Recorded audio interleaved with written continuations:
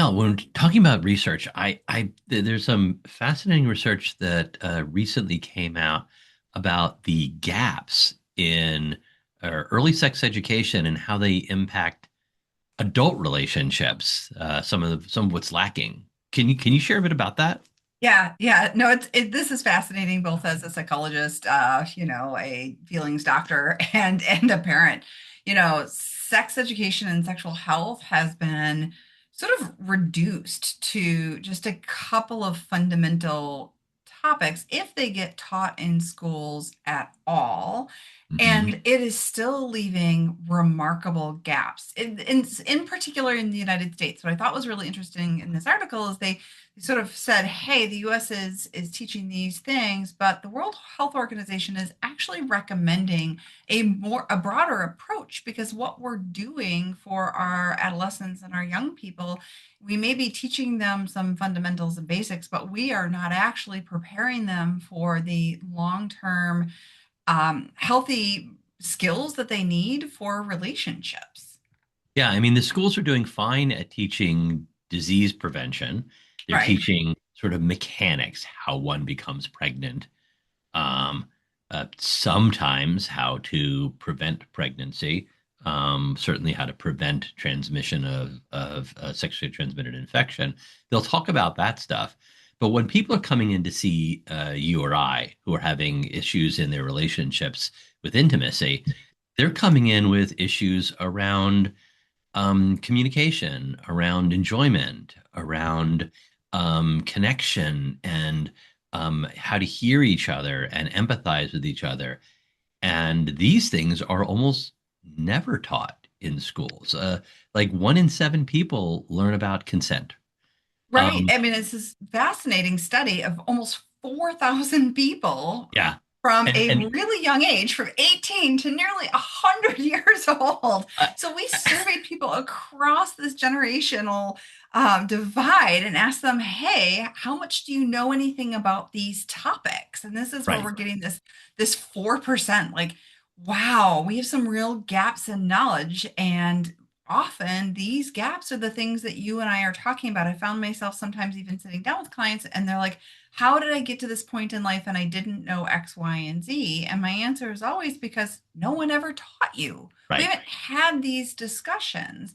And, the reality is, you know, most adults are Mm-hmm. sexually active in some way. Mm-hmm. Not all, but, many and Yeah, yeah, most. And these are important skills. And I would say, even more than many and most adults are in some sort of loving relationship, even if it doesn't include sexual activity. And so right, these are important foundational skills to be able to say, I want this. I right. like that.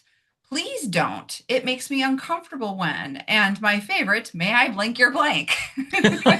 We don't teach that skill routinely, or we haven't. I think We I think there haven't. are some places where we're getting better at this. Right. But real gap and a gap in knowledge, and really fascinating to look at this across that lifespan. Right. What are the two data points? And you allude to these: 7 out of 100 people Mhm. learned in a sex education class what a healthy romantic relationship looks like, and 4 out of 100 had their sex education even mention that that sex can be enjoyable or pleasurable. And Right. This is one of the reasons people have sex is because they enjoy it. It's a pleasurable activity, and it connects one to one's partner. And these are not mentioned.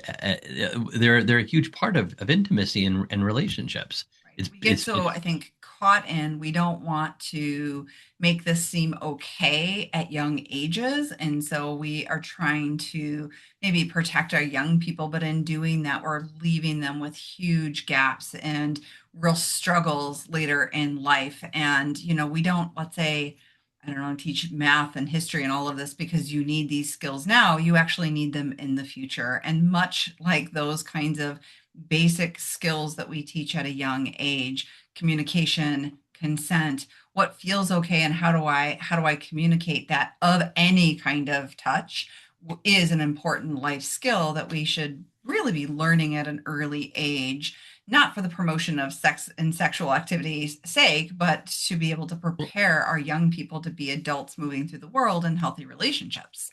So I think that, the temptation is to maybe look at our public schools and say, this is where we have to teach these skills. But ideally, as a culture and as a community, we're being really thoughtful about lots of different places where we can insert these skill sets. Sometimes it isn't just in public schools, but other community resources, faith organizations, those kinds of places where we can really show our young people over the course of different contexts how important these skills are and why we want you to learn them and move them forward into your adult life. the two things that the two fascinating things that good sex education does is one, it reduces teen pregnancy much more than abstinence only programs do. And two, it actually reduces the frequency of casual teen sexual activity that good sex education reduces rather than increases sexual activity in teenagers because they have more information with which to make better choices. Yeah, and I suspect that also has to do just with simple brain development in teenagers. We've talked a couple of times about kind of our forensic training, and you think about this idea of capacity. We can give kids this information, but in really teaching it and allowing some depth of learning, now we help them to be able to apply that information because their brains aren't naturally going to do that. And so by kind of having both, I think is where you're coming at maybe that idea of seeing a reduction in these activities as opposed to just simply having it unstructured, unfettered, coming at you from your talks with your friends and learning it from other teenagers, which is just not a good high quality place to learn these things. Capping off this research article was this point: 90% of the people who were surveyed felt that a comprehensive sex education would have made their lives better today as adults.